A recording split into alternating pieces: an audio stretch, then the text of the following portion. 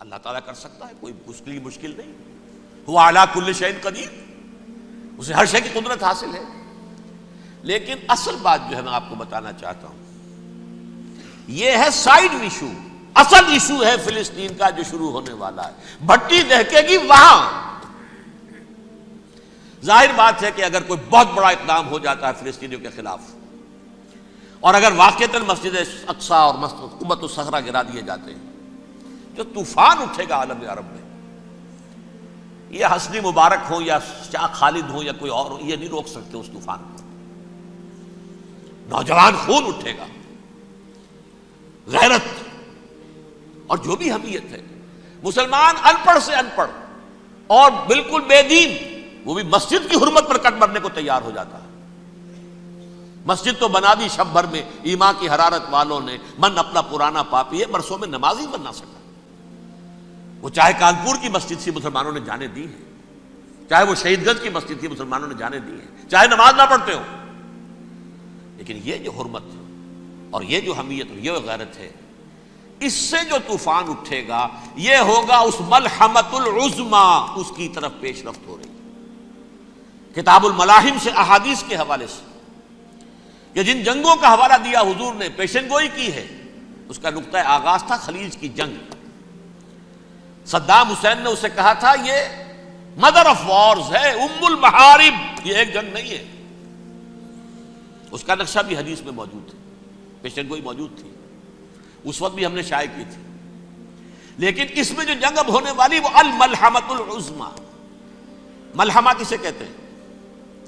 لحم گوشت کو کہتے ہیں، اور قصائی کی دکان کو عربی میں ملحم کہتے ہیں، جہاں گوشت کے ٹکڑے کیے جاتے ہیں. آج کل مشینوں سے ہوتے ہیں، اب جو ہے وہ ہاتھ سے چھریوں سے نہیں ہوتے، لیکن ٹکڑے ہو رہے ہوتے ہیں، جسموں کے چیتھڑے اڑ رہے ہوتے ہیں. ملحمہ، یہی لفظ استعمال کیا تھا حضرت سعد ابن عبادہ نے رضی اللہ تعالی عنہ یوم فتح مکہ. ان کے دل میں تھا کہ اب ہم انتقام لیں گے ان عربوں سے، ان قریش سے. الیوم یوم الملحمہ، الیوم یوم الملحمہ، یہ کہتے ہوئے جا رہے تھے. ایک خاص کیفیت، آج ہے گوشت کے ٹکڑے اڑانے کا دن. حضور سے کہا کسی نے جا کر کے ساتھ تو یہ کہہ رہے ہیں الیوم یوم الملحمہ، الیوم یوم الملحمہ. حضور نے فرمایا نہیں، ان سے کہو جا کر الیوم یوم المرحمہ، الیوم یوم المرحمہ، آج رحمت کا دن ہے، آج تو میں ان سب کو معاف کروں گا. لا تثریب علیکم اليوم، میں تم سے وہی بات کہہ رہا ہوں جو میرے بھائی یوسف نے کہی تھی اپنے بھائیوں سے، اذهبوا فانتم الطلقاء، جاؤ تم سب کے سب آزاد.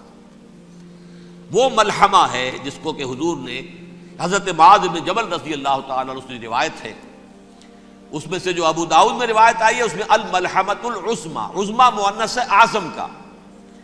آپ کہتے ہیں جنگ عظیم اول، جنگ عظیم دوم.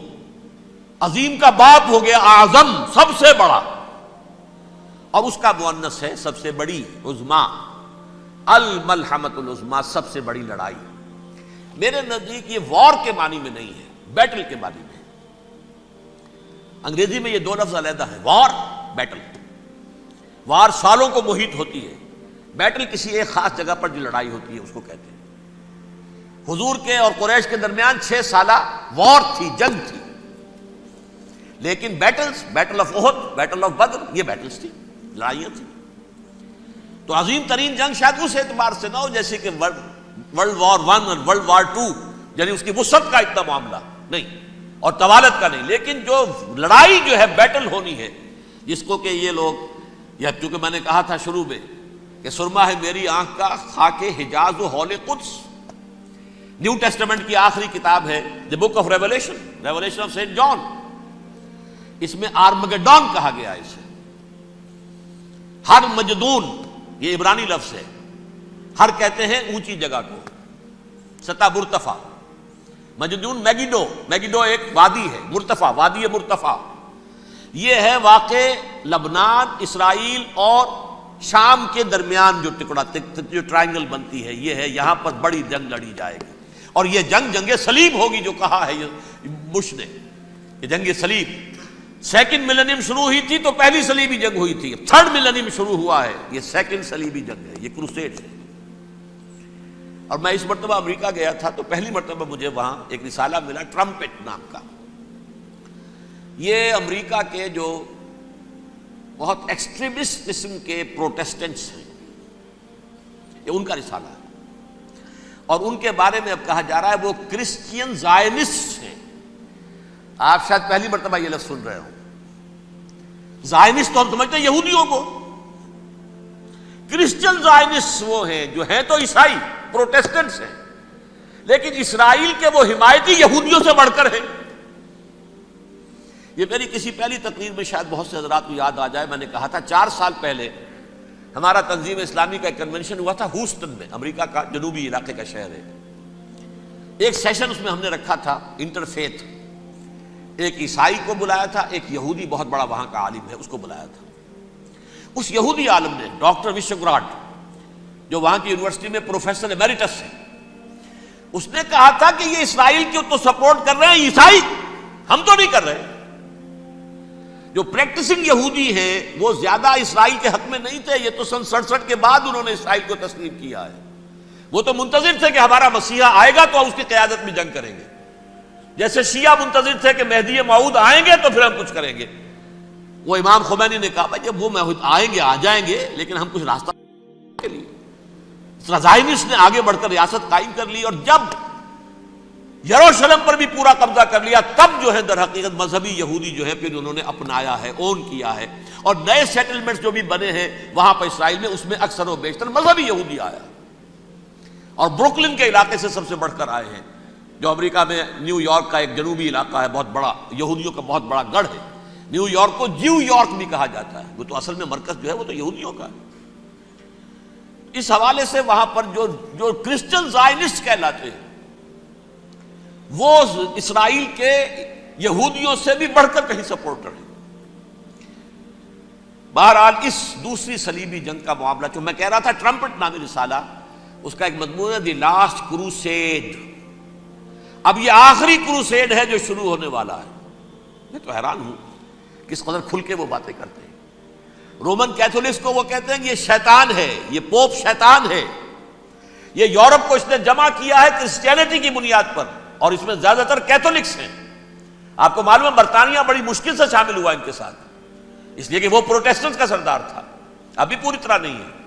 یورپ جو ہے وہ رومن امپائر دوبارہ یہ کھڑی کر رہا ہے، اور در حقیقت یہ جو ہے یہودیوں سے بھی چھیننا چاہتے ہیں اسرائیل کو اور فلسطین کو، اور مسلمانوں سے بھی، اور یہ وہی کروسیڈ جو تھے اربن ثانی کے اس کی تیاری کر رہے ہیں تاکہ وہاں پر عیسائی حکومت قائم ہو جائے، کیتھولکس کی پوپ کی حکومت قائم ہو جائے، جیسے ایسٹ تیمور میں کر دی ہے. ایسٹ تیمور میں کون سی حکومت بنی ہے؟ رومن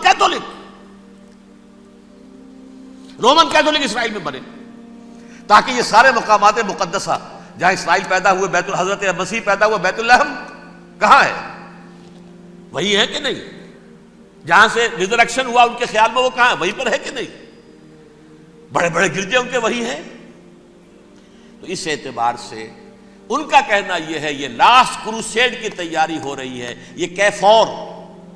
اور ان کا کہنا یہ ہے کہ یہ پوری طاقت نیٹو کی جو ہے، یہ پہلے جرمنی سے لائی گئی بوسنیا، انہوں نے خود وہاں جنگ کروائی، انہوں نے خود وہاں پر ایتھنک کلینسنگ کروائی، پھر خود مصالحت کے لیے آ گئے، پھر کوسوو میں انہوں نے خود آگ بھڑکائی. یہ میں نہیں کہہ رہا، یہ وہ ٹرمپٹ رسالہ امریکہ سے چھپنے والا پروٹیسٹنٹس کا رسالہ ہے جو یہ کہہ رہا ہے.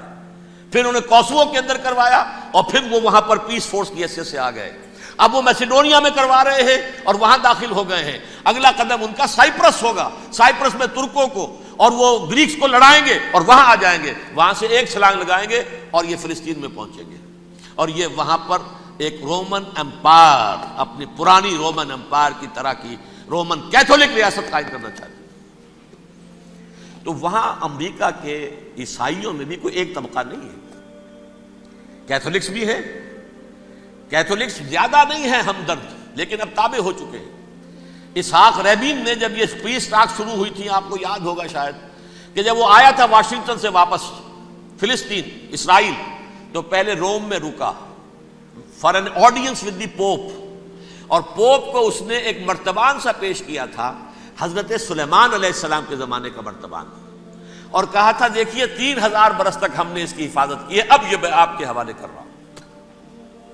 اس کے بعد سے پوپ جو ہے بالکل رام ہو گیا اور وہ عیسائیوں کے ساتھ اور یہودیوں کے ساتھ ان کا پورا معاہدہ ہو. اب پورا عیسائی ورلڈ جو ہے بعثت مجموعی یہودیوں کے شکنجے میں ہے. البتہ ان کے اندر بھی جھگڑے ہیں. جو وہاں پر وائٹ کرسچن ملیشیاز ہیں وہ ایکسٹریمسٹ ہیں کیتھولکس. ان کے نزدیک دشمن نمبر 1 یہودی، دشمن نمبر 2 مسلمان، دشمن نمبر 3 جو یورپ میں کالے ہیں، ایفرو امریکن، چاہے وہ عیسائی ہو گئے ہوں کوئی بھی ہوں. یہ 3 دشمن ہیں جن سے انہوں نے کلینز کرنا ہے، صاف کرنا ہے ان کے خیال کے مطابق امریکہ کی سوسائٹی کو.